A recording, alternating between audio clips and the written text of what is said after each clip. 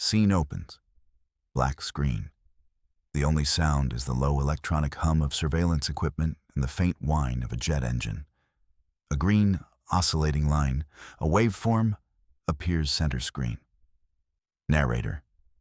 The sound is everything. Not the words, but the sound itself. Its pitch, its cadence. The unique, unforgeable pattern of a human voice. On the 5th of January, 1996, in a pressurized cabin 30,000 feet above the Mediterranean Sea, a team of men and women are listening to this sound. They are listening for a ghost. The aircraft is a Gulfstream G4, a civilian jet stripped bare and rebuilt for a single purpose. Its official designation is classified. The crew calls it Yasur, the Falcon. Inside, it is not a luxury transport, but a flying command post, a node of signals intelligence bristling with antennas and processors. Wires are taped to the floor. Screens flicker with raw data. The air is thick with the smell of ozone and stale coffee. On the primary audio console, a technician named Ariel leans forward, his headphones clamped so tightly his ears ache. He watches the waveform. For 6 months, this pattern, this specific voice print, has been his entire world. A target he has never seen, only heard in distorted, intercepted fragments. Below him, in the densely packed urban sprawl of the Gaza Strip, a phone is ringing.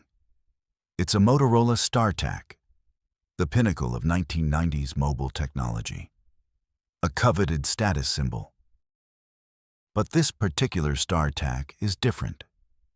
Its battery module, identical in weight and dimension to a factory original, contains not lithium-ion cells, but a carefully shaped charge of 50 grams of RDX plastic explosive. Enough to turn the device into a directed fragmentation grenade. The audio feed is live. The call has connected. Ariel's finger hovers over a red button on his console. He's not the one who makes the decision. He's the instrument. He waits for the word. In a secure command bunker deep beneath Tel Aviv, the head of the Shin Bet, Israel's internal security service, watches a duplicate of Ariel's screen. His name is Carmi Gillen.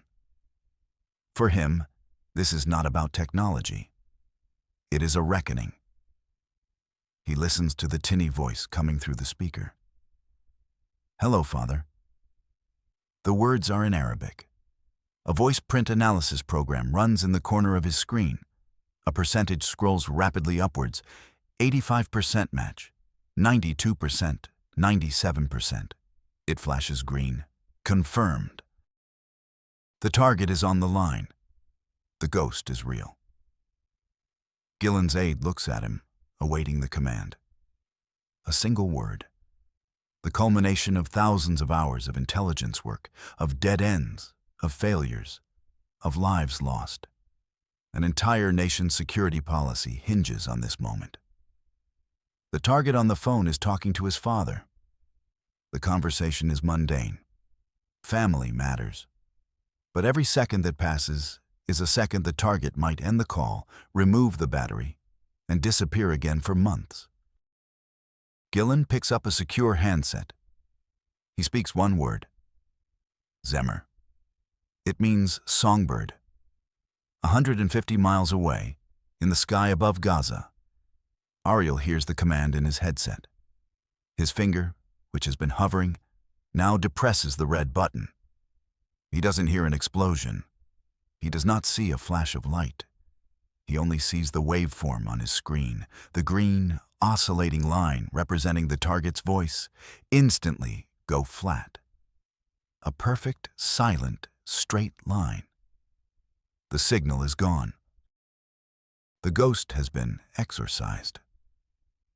But the story of this single, targeted assassination is not the story of one phone call. It is the story of a bloody, desperate war fought in the shadows. It is a story of how a nation, pushed to the brink by a new and terrifying form of warfare, decided to rewrite the rules of engagement.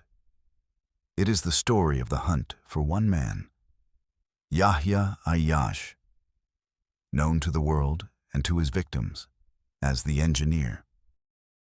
To understand how a mobile phone became a weapon of state-sponsored assassination, you must first understand the man it was designed to kill. The intelligence file on Yahya Abdal Latif Ayyash reads like a phantom's resume. Born 1966, Rafat, West Bank. Graduated high school with honors. Enrolled in Birzeit University in 1987, studying electrical engineering. He was quiet, devout, academically brilliant. He was not on any watch list. He was, for all intents and purposes, invisible. But in the early 1990s, Ayyash made a discovery. He found he had a unique talent, not for building bridges or power grids, but for destruction.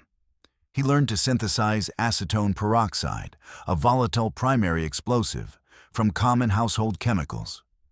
He learned to mix fertilizer and sugar into a powerful, stable secondary explosive. Most critically, he mastered the art of bomb construction. He was not just a chemist, he was an artist of lethality. His devices were his signature. They were reliable, they were powerful, and they were built from materials so common they were almost impossible to trace.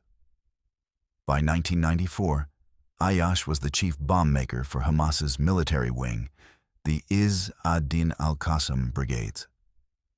He didn't invent the suicide bombing, but he perfected it. He industrialized it. He turned it from a desperate, isolated tactic into a strategic weapon. His work had a name. The first intifada was stones and Molotov cocktails. Ayyash's contribution was the era of the human bomb.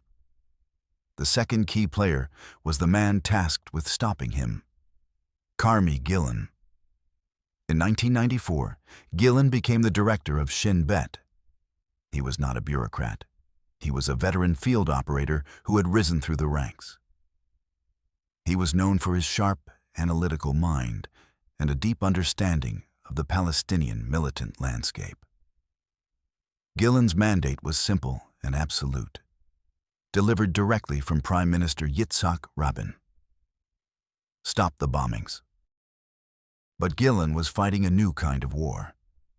Shin Bet was expert at tracking men, at running informants, at building networks. But Ayyash was different. He had no fixed address. He never used a telephone. He communicated through a complex system of cutouts and trusted messengers. He moved between safe houses in the West Bank and Gaza, often disguised as an elderly man or woman. He was a ghost who left a trail of mangled steel and shattered bodies. The third player was a composite, an archetype of the shadow war. We will call him Gideon. Gideon was a Mossad case officer, a specialist in human intelligence, or HUMINT. While Shin Bet had jurisdiction inside Israel and the occupied territories, the hunt for Ayyash was so critical it became a joint operation. Gideon's expertise was not in signals or surveillance, but in people. His currency was weakness, greed, ideology, revenge, fear. He was a master at finding the crack in a person's life and prying it open. His most celebrated success had been the recruitment of a high-level Syrian official, an operation that had provided Israel with critical intelligence for years. His skill set was now aimed at the engineer's hermetically sealed world. The final piece of the puzzle was not a person, but a unit. Unit 8200. The Israeli Intelligence Corps' Signal Intelligence and Code-Breaking Division, comparable to the NSA in the United States. They were the wizards of the invisible world. They could pluck whispers from the airwaves, break impenetrable codes, and track communications across continents. Their role was to find a digital footprint where none existed. Their primary technician on this file Ariel, was a prodigy, a 22-year-old who saw the electromagnetic spectrum not as noise, but as a landscape full of pathways and secrets. These were the players, set against a backdrop of historic. The year is 1993. On the White House lawn, Yitzhak Rabin and Yasser Arafat shake hands. The Oslo Accords are signed. A framework for peace seems possible, a historic compromise. But for radicals on both sides, peace is betrayal.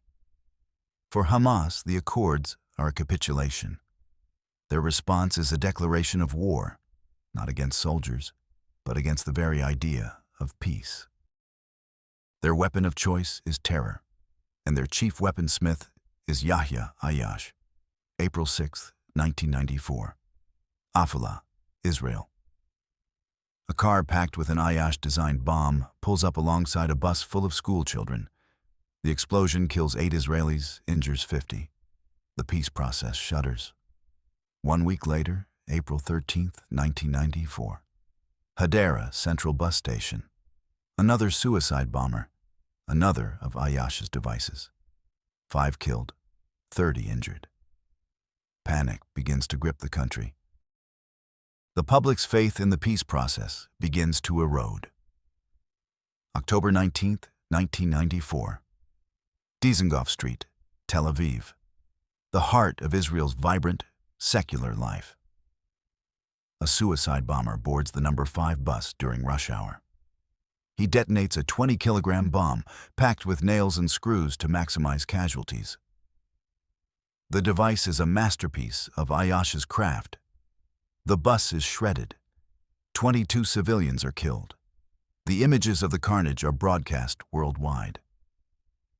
The Dizengoff Street bombing is a strategic shock. It is not just an act of terror. It is a direct assault on Israeli morale. A message that nowhere is safe. For the Israeli government, it is a political catastrophe. The public demands action. The pressure on Prime Minister Rabin is immense. He summons Carmi Gilon to his office. The meeting is short. The directive is unequivocal. The hunt for other militants can continue, but the singular priority for Shin Bet is now Yahya Ayyash. It is no longer a matter of containment. It is an order for elimination. The mission genesis is this. Ayyash is not just a bomb maker. He is a symbol. His continued freedom is a daily humiliation for Israel's security apparatus. His bombs are actively derailing a historic chance for peace. Finding him through conventional means has failed. The intelligence failure is stark. Ayyash has built a wall of operational security around himself that Shin Bet's traditional methods, informants, physical surveillance, cannot penetrate. A new approach is needed. Something unconventional. Something that can pierce Ayyash's shield of paranoia. The order goes out to every department. Mossad, Shin Bet, Unit 8200. All efforts are to be pooled.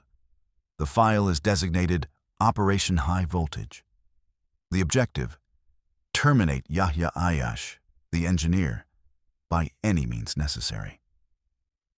The hunt is on, and it will lead them down a path of technological ingenuity and human betrayal that will redefine the nature of modern espionage.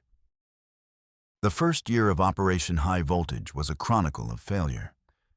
Shin Bet's safe houses in the West Bank were raided based on tips, only to find them empty. Ayyash had always left hours, sometimes only minutes before. Informants who got close to his inner circle would suddenly go silent. Their bodies later discovered in alleyways, accused of collaboration.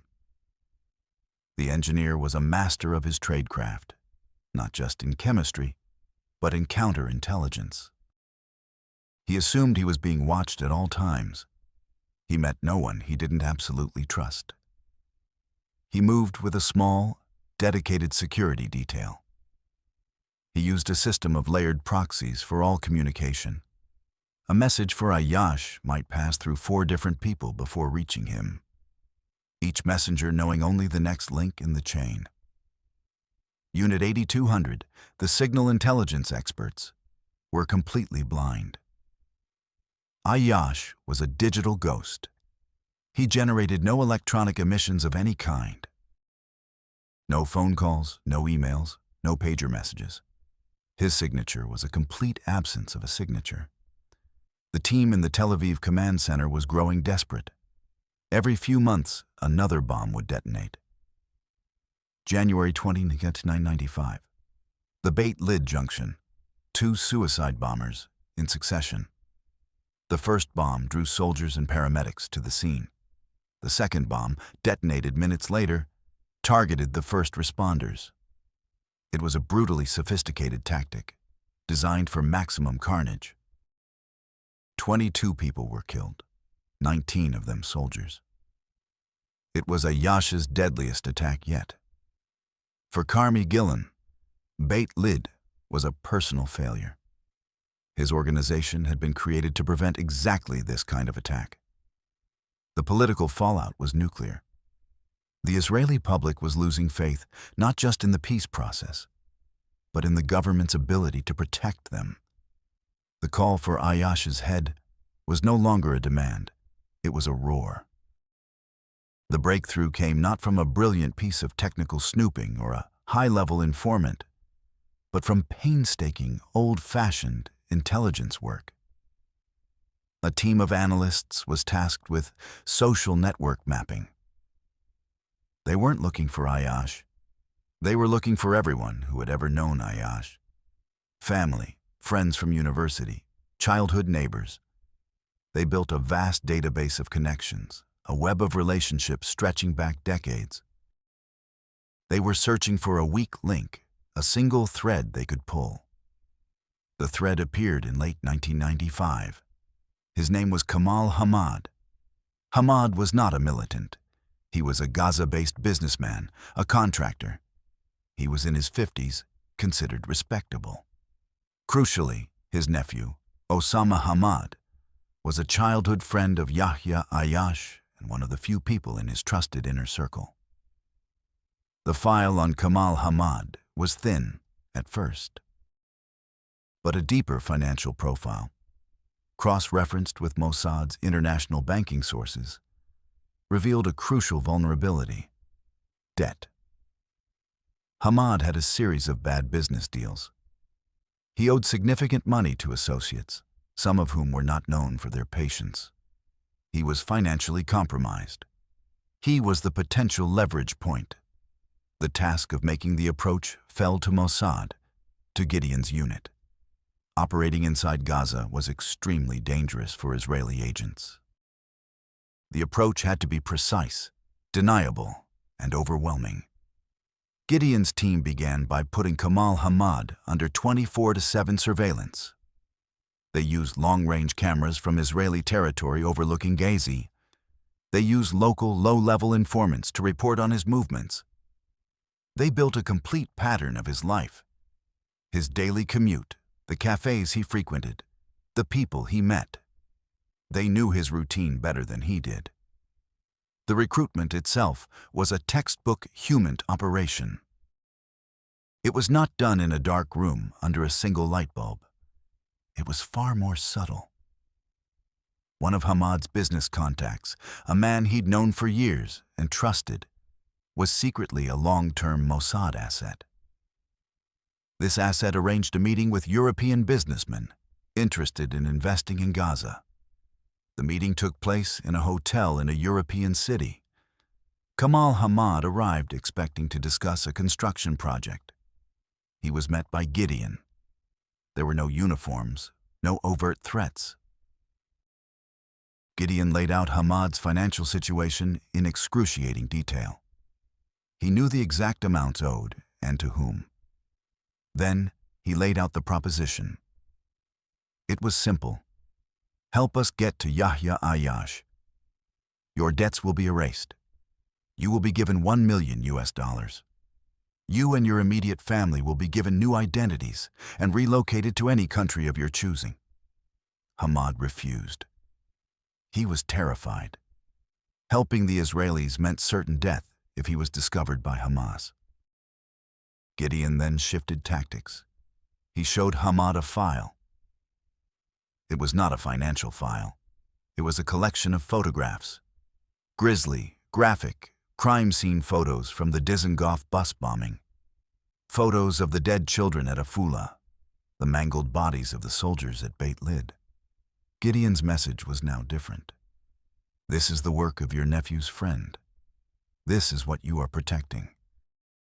You can help us stop this, or you can go home and wait for the next one. The final piece of leverage was implicit but clear. We know where your children go to school. It was a combination of immense greed and mortal fear. After 2 days of intense psychological pressure, Kamal Mossad broke. He agreed to cooperate. The asset was secured. Now, the technical phase of the plan began. The problem remained: how to get a weapon to a man who trusts nothing. The team brainstormed. A booby-trapped book? A Quran? Too obvious. A piece of furniture for a safe house? Too difficult to guarantee Ayash would be the one to interact with it. The idea of the mobile phone came from Unit 8200.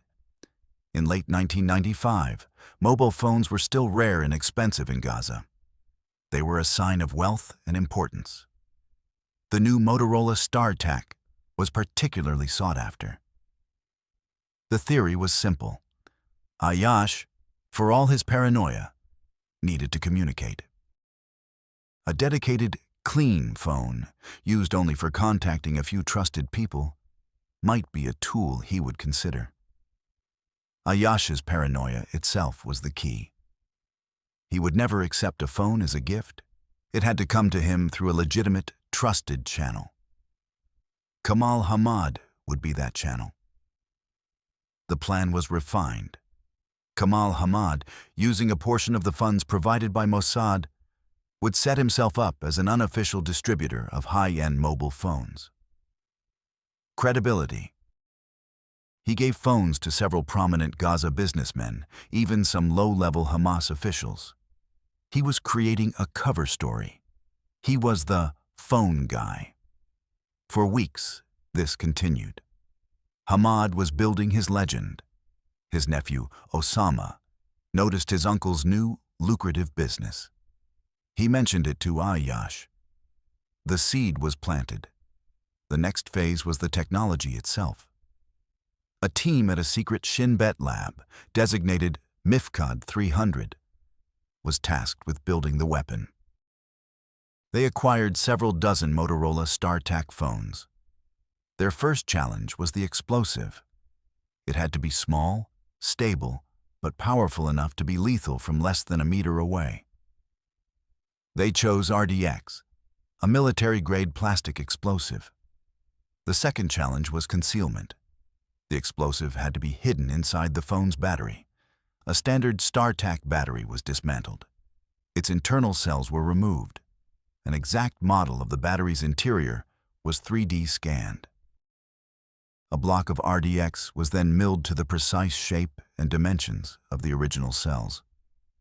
A miniaturized detonator and receiver were embedded within the RDX.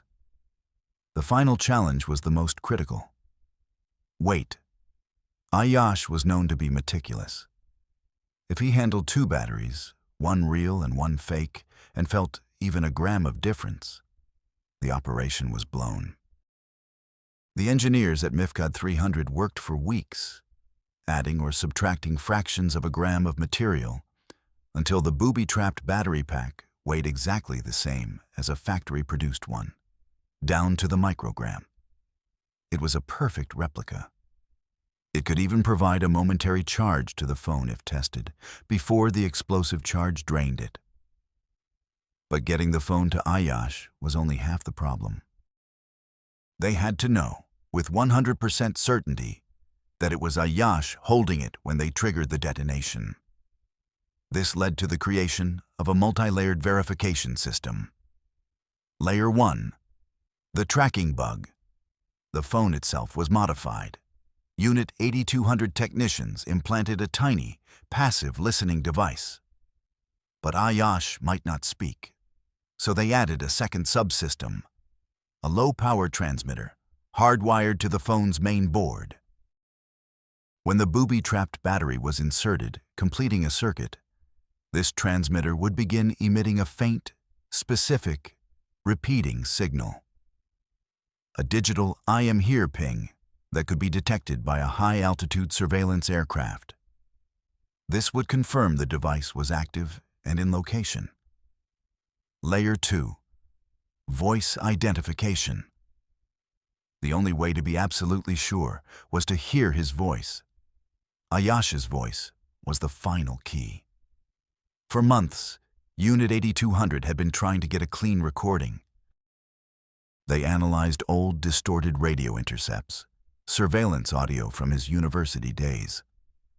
They fed every available scrap of his voice into a new, experimental voice print analysis program. The Yasur Gulfstream jet was equipped with a receiver that could intercept the call from the target phone in real time. On board, Ariel and his team would capture the audio and run it through the voice print software. They needed a 95% or higher match to confirm the target. Layer 3. The kill switch. Detonation could not be triggered by a simple phone call. That was too risky. An accidental call could kill the wrong person. The trigger was a specific sequence of DTMF tones, the sounds your phone makes when you press the number keys, sent down the line after the call was connected. This tone sequence acted as a digital key. Only the operator on the Yasur had the sequence. The entire system was a daisy chain of dependencies. Kamal Hamad had to deliver the phone. His nephew had to pass it to Ayash. Ayash had to decide to use it. He had to insert the correct battery. He had to make or receive a call. He had to speak. Each step was a potential point of failure. The plan was audacious. It was complex. And it was about to go wrong. The first major setback occurred in December 1995. The time was right. Kamal Hamad's reputation as the phone guy was established. His nephew, Osama, had told him that Ayash was interested in acquiring one of the new phones to communicate securely with his family, particularly his father. The Shin Bet and Mossad team gave Hamad the go-ahead. He was provided with 2 identical phones. One was clean. The other, with its battery pack subtly marked, was the weapon. The plan was for Hamad to give both to his nephew, claiming one was a spare. The hope was that Ayash, in his paranoia, might use the spare first. Hamad made the delivery. The team in the Tel Aviv command center went on high alert. The Yasur surveillance jet began flying daily patterns over the Mediterranean, waiting for the telltale ping from the activated device. Days turned into a week. Nothing. A second week. Silence. The tension was unbearable. Gideon's team recontacted Kamal Hamad through a dead drop. The message came back. Ayash had taken the clean phone. He was using it. He had left the second phone, the weapon, with Osama, telling him it was for later. Ayash's paranoia had bested them. He was testing them. He was using the clean phone to see if it was being monitored. If he was captured or killed while using the first phone, his organization would know the source was compromised. It was a brilliant counterintelligence move. The command team was split. Some argued to abort the mission. Ayash was clearly suspicious. Others argued to press on. They were closer than they had ever been. Gillen made the call. Continue.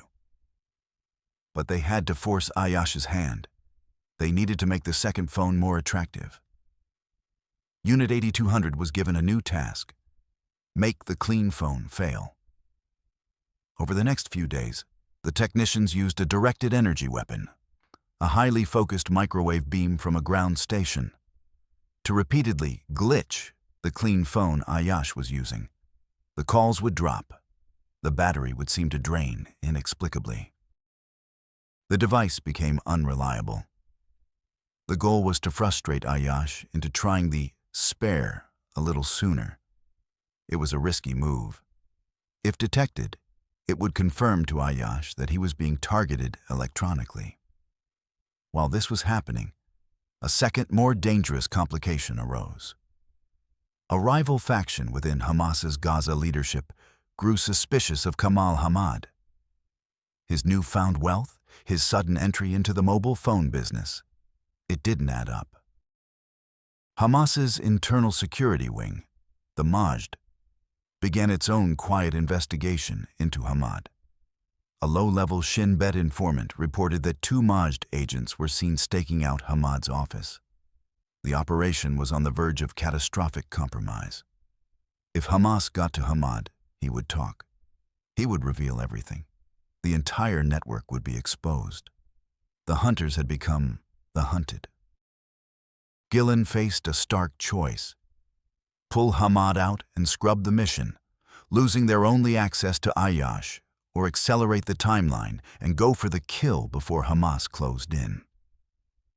The pressure from the political echelon was unrelenting. Another bombing had occurred in Jerusalem, smaller this time, but a stark reminder that the engineer was still active. There was no choice. Gillen gave the order to escalate. Gideon's team sent a final, urgent message to Kamal Hamad. This was not a negotiation. It was an instruction. He was to retrieve the faulty phone from his nephew on some pretext, a repair, an exchange, and replace it with the weaponized phone. He was given a 48-hour window. If he failed, his own extraction deal was off. The threat was clear. You are on your own. The fear of Hamas behind him and the wrath of Mossad in front of him, Kamal Hamad was trapped. On January 4, 1996, Hamad met with his nephew, Osama. He explained that the first phone was from a faulty batch, and that he had a brand new one to replace it. Osama, unsuspecting, made the swap. He took the new phone, the one with the RDX-laced battery, back to the safe house where Ayash was staying in Beit Lahia, in the northern Gaza Strip. That evening, in the Tel Aviv Command Center, a light blinked on a console. It was the signal from the low-level informant in Gaza. The message contained a single, pre-arranged code word: delivered. The final phase was now in motion. There was no turning back. At 0400 hours on January 5th, the Yasser Gulfstream jet lifted off from a military airfield. On board, Ariel and his team ran systems checks, all consoles green. They climbed to their operational altitude, a circular holding pattern over the sea, just outside Gazan airspace, but close enough for their sensitive antennas to pick up any signal from the target device. In Tel Aviv, Carmi Gillen and a skeleton crew of his top deputies entered the command bunker, known as the Pit. The room was dark, illuminated only by the glow of screens displaying maps of Gaza, signals intelligence feeds, and a direct secure video link to the Yasser. For hours they waited. The sun rose. The streets of Gaza began to fill with life. Every minute felt like an hour. Had Ayash detected the swap? Had Hamad been caught? A new piece of intelligence. A human source reports that Yahya Ayash's father, who lived in the West Bank, had been trying to reach his son for several days. Ayash was known to be devoted to his parents. This was the catalyst they needed. The desire for family connection, the one human impulse that might override his tactical paranoia. 08 AM. A sudden spike on Ariel's console aboard the Yasser. It wasn't a voice transmission. It was a faint, repeating burst of data. He cross-referenced the frequency and signature. His heart hammered in his chest. He keyed his microphone, his voice tight with control. Command Yasur. We have the ping. I repeat, we have the device ping. The battery is in the phone. The device is active. In the pit, a collective silent exhale. The first link in the chain was complete. Ayash, or someone in the safe house, had inserted the weaponized battery. Now, they waited for the phone call. They waited for the voice. The next 30 minutes were the longest in Karmi Gilon's life. They had no visual. They didn't know who was holding the phone. It could be Ayash's wife. It could be Osama Hamad. It could be Ayash himself, about to hand it to someone else. Triggering the device on the wrong person would not only be a moral failure, it would be a strategic disaster. Ayash would know their method, and this opportunity would be lost forever. 8:35 a.m. The intercept operator on the Yasur suddenly tensed. We have an incoming call to the target device. Source is a landline. We are patching it through. The audio filled the command centers in the sky and on the ground. A man's voice, older. Hello, Yahya? It was Ayash's father. And then, the voice they had spent a year hunting for. The voice from the fragmented recordings. The voice that haunted the victims of his bombs. Clear as a bell. Hello, Father. How are you? 08:35-10. The audio feed from the Yasur is crystal clear. The target is speaking. On Ariel's screen, the voice print analysis software instantly begins comparing the live voice to its stored profiles of Yahya Ayash. The algorithm traces the cadence, the fundamental frequency, the unique harmonics of his speech pattern. The match percentage climbs. 75%, 88%, 94%, 08:35, 13. A green banner flashes across the screens in the Yasur and in the Tel Aviv pit. VPA positive, probability 99.7%, target confirmed. Ariel looks to his commander on the flight deck. The commander gives a sharp nod. He opens the channel to the ground. Command Yasur. We have positive voice ID. I repeat, we have positive voice ID. The target is on the line. 08:35-14. In Tel Aviv, Karmi Gilon absorbs the confirmation. There is no hesitation. He has rehearsed this moment in his mind 1,000 times. The weight of Dizengoff, of Beit Lid, of every victim, is on his shoulders. This is the moment of retribution. He leans into the secure microphone connected directly to the aircraft commander. His order is cold, precise, and a single word. Zemmer. The songbird. 08:35-15. Aboard the Yasur, Ariel hears the Zemmer command in his headset. His training takes over. His finger, which had been poised, now presses the red button labeled Transmit Tone SEQ. It doesn't feel dramatic. It is the same motion he has practiced countless times in simulations. 08:35-16.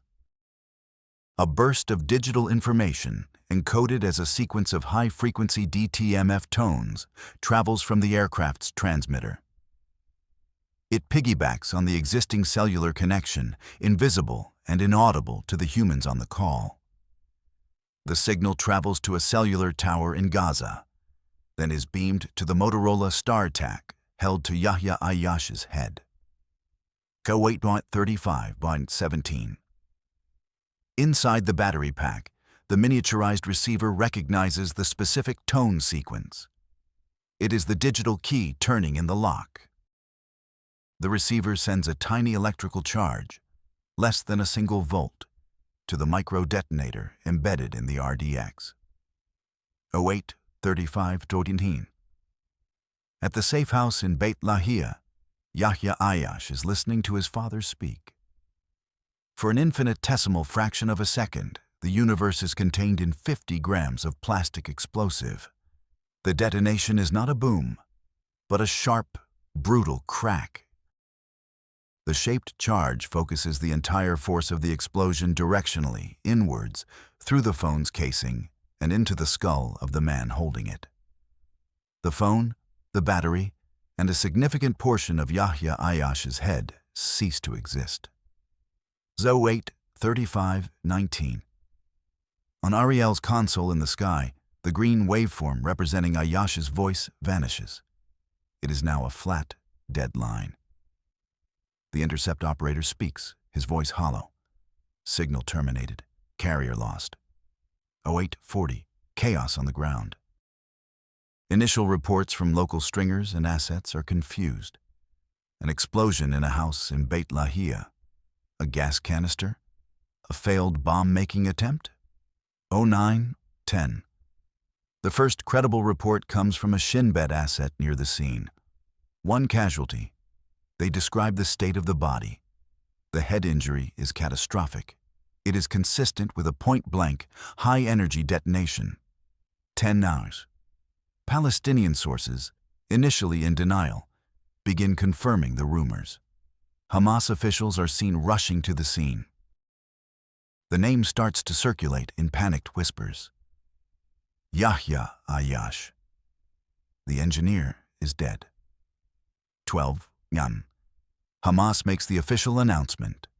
On their radio station, they declare that Yahya Ayyash has been martyred by a Zionist assassination. They vow a revenge that will shake the foundations of the Zionist entity. Inside the Tel Aviv Command Center, the atmosphere is not celebratory. It is one of grim, professional satisfaction. The mission is a success. The immediate threat is neutralized. Carmi Gillen allows himself a moment of relief, but he knows what is coming. The war is not over. He has simply ended a chapter. He gives the order for the second phase of the operation, the extraction of Kamal Hamad. Before Hamas security can piece together the chain of events, a Mossad team moves Hamad and his designated family members to a secure location and exfiltrates them from Gaza. He is given his new identity, his $1 million, and vanishes. He has traded his name for his life. Operation High Voltage is officially over. The immediate fallout was exactly as predicted. In Israel, there was quiet jubilation within the security services and a sense of relief among the public. Shin Bet's reputation, battered by its failure to stop the wave of bombings, was instantly restored. The agency had proven it could reach anyone, anywhere. It was a potent message of deterrence. The use of a booby-trapped phone was seen as a brilliant, innovative solution to an impossible problem. It was the perfect assassination. Clean, precise, with minimal collateral damage and complete deniability, at least initially. For Hamas, the loss was devastating. Ayyash was more than a tactician. He was an inspirational figure, a folk hero. His death left a void in their operational capabilities. For a short period, the pace of suicide attacks slowed dramatically.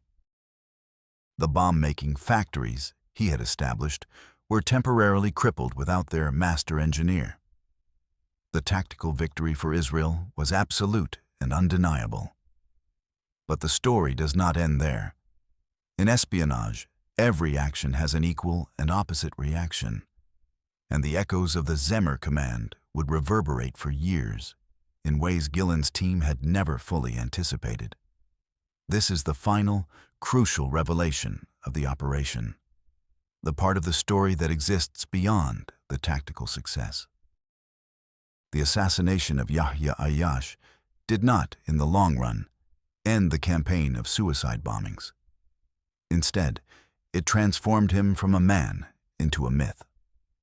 Hamas turned his funeral into a massive propaganda event, with hundreds of thousands of Palestinians pouring into the streets of Gaza. He was no longer just the engineer, he was Saint Ayyash. His posters became ubiquitous. Hamas used his martyrdom to recruit a new, more fervent generation of militants, all eager to follow in his footsteps and avenge his death. The wave of revenge attacks came just over a month later. Between February and March 1996, a series of 4 suicide bombings, 2 in Jerusalem, 1 in Ashkelon, and another in Tel Aviv on Dizengoff Street, the site of Ayyash's most infamous attack, killed 60 Israeli civilians. The attacks were explicitly named the Revenge for the Engineer by Hamas. They were more brutal and came faster than anything seen before. But the true, unforeseen consequence was political. This new, terrifying wave of violence in the spring of 1996 completely destroyed the Israeli public's remaining faith in the Oslo peace process. The architect of Oslo, Yitzhak Rabin, had already been assassinated by an Israeli extremist. His successor, Shimon Peres, had staked his political future on the promise of peace and security. The Revenge for the Engineer bombings made his position untenable. In the Israeli general election of May 1996, Shimon Peres, the Dove, was narrowly defeated by Benjamin Netanyahu, the Hawk, who had campaigned on a platform of peace with security, arguing that the Oslo process had failed. Netanyahu's victory marked a fundamental shift in Israeli politics and effectively froze the peace process for years to come. And so, the final, bitter irony of Operation High Voltage was revealed. The perfect tactical operation, a masterclass in intelligence, technology, and human asset management, designed to eliminate a threat to the peace process, ultimately became the catalyst that killed it. By assassinating one man to save the dream of Oslo, Israel's security forces inadvertently guaranteed its political demise. They won the battle against a ghost, but in doing so, they helped lose the war for peace. The flat line on Ariel's screen was not just the end of a man, but the end of an era. And the echo of that single, booby-trapped phone call would shape the conflict for decades to come.